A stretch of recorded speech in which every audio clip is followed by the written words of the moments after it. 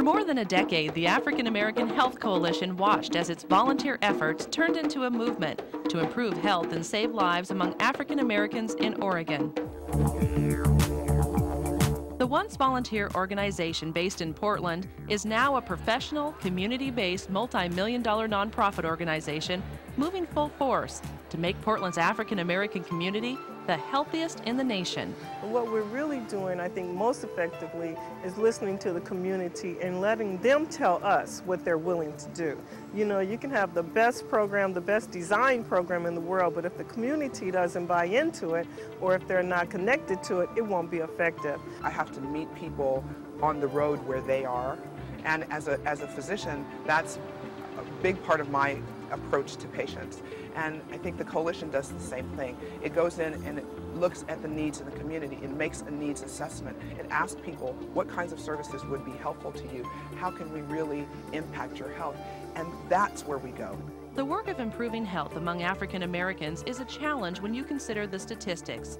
In Oregon, African Americans die more often of preventable diseases than white Americans. It happens for a variety of reasons. People look at the community in Portland and think of it as a small community and say, oh, well, there can't be really that much of a problem. But if you look at the statistics, not just for Portland, but nationally, you know, what you see is that African American people enter into care later. They have higher severity of disease. So therefore they have a higher morbidity. They die more from those diseases. And primarily what we're talking about is cardiovascular disease, diabetes, and breast cancer. Our vision is to be the healthiest African American community in the nation. When you think about the fact that we're less than 2% of the population in Oregon, and over 80% of that 2% is located in the Portland metro area, we can do this. We can get the word out. And we are well on our way because of partnerships with a variety of organizations on a local, state, and federal level. Organizations that care about people, like Eli Lilly, who has donated to the coalition since its early years. And the people who are at the coalition are just first-rate people, from the management to the board to the volunteers that get involved. It was a very good fit, and it was an easy decision for us, actually. The community trademark of the African American Health Coalition is its annual Wellness Village. The village attracts more than 800 people in the community who come for health screening, testing, K-H-O, and fun.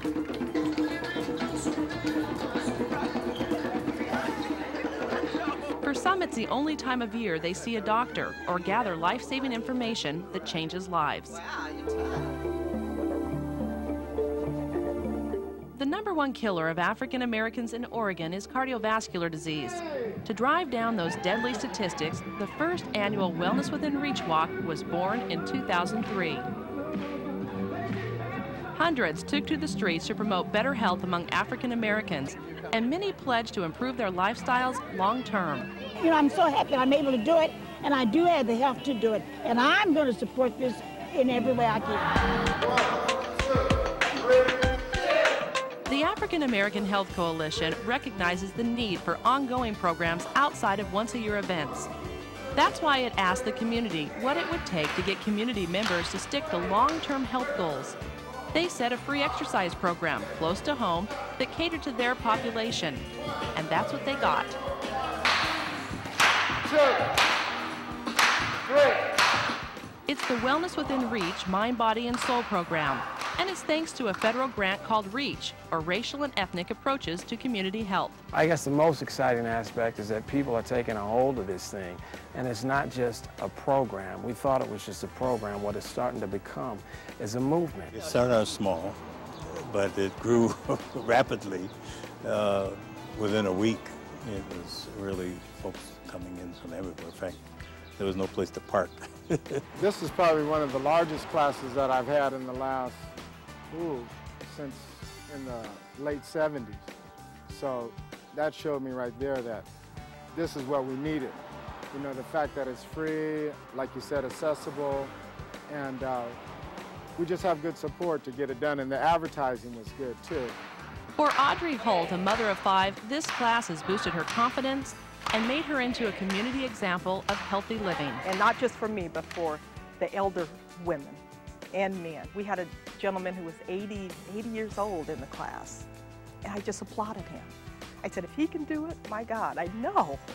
I know. You know, he gave me inspiration. So I applaud the program. I applaud it.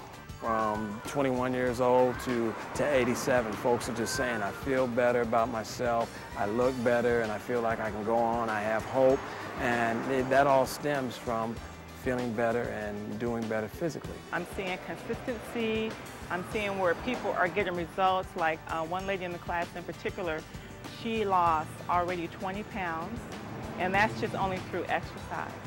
So I'm just saying that it's paying off for a lot of people. This is just the tip of the iceberg right now. I want to be an old man and sit back and laugh with my grandkids and be able to say I had something or a little part to do with it. But that's part of the deal. We don't want it to be here just for a little bit. We want it to be here forever. So that's what we're trying to do. We're trying to sustain this program and keep it here forever. Exercise is only one program aimed at improving health among African Americans. There are many more. The Coalition tackles diabetes with its linkage program that teaches better health through nutrition. More women are going for early detection breast cancer screening thanks to our breast and cervical cancer program. Can anyone tell me the difference between HIV and AIDS? Even the stigma of HIV and AIDS in the community has a place within the educational movement of the Coalition, as free testing and classes are now available. The work of a federal grant called NAT, or Not Afraid to Talk, Test, or Transform.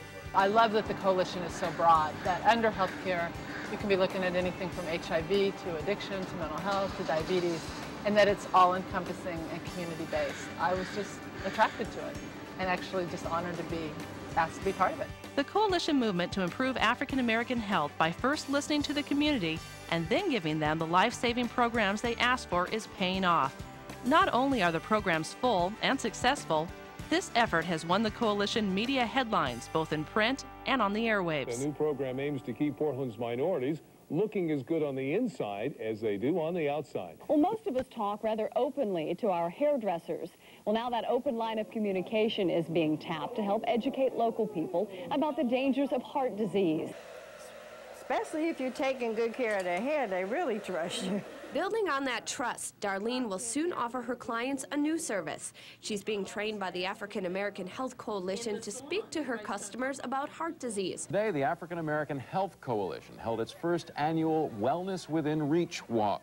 The event drew hundreds of people to Northeast Portland. The group wants African Americans in Oregon to be the healthiest in the nation. The African American Health Coalition came up with that idea for the walk. They want to encourage African Americans to get moving and improve their health. The African American Health Coalition is becoming a household name in Portland, that people are becoming more familiar with the coalition and its work. The fact that on a federal level, on a national level, the work of the coalition is being taken seriously, and they are supporting the work of the coalition in funding dollars. Our motto is a healthy community starts with you. And so we certainly need personal involvement and personal change. But we need all of those systems working together. We need to work with the healthcare system. We need to work with local and state government, private foundations, and the community itself. And we really want to build this infrastructure and sustain these efforts in the community long after this federal funding has gone. The vision has only gotten bigger. It's not that they changed course, it's not that they rearranged what they were doing, because they already had a sound business plan, sound ideas about what it is they wanted to accomplish. And so basically, it just getting more dollars into the organization, getting more resources, building more partnerships with various organizations, agencies, and corporations has given these guys a bigger voice in the community. Anytime you have one race continuing to have poorer health outcomes than the dominant population, it is everybody's responsibility to be concerned, because it drives healthcare costs, and prevention is the key, and it's a way for everyone to benefit. It's a win-win situation for us to help prevent chronic illness and disease in African Americans, and we need everyone's help. A healthy community starts with you. Will you help us reach our goal to become the healthiest African American community in the nation? We need your help today.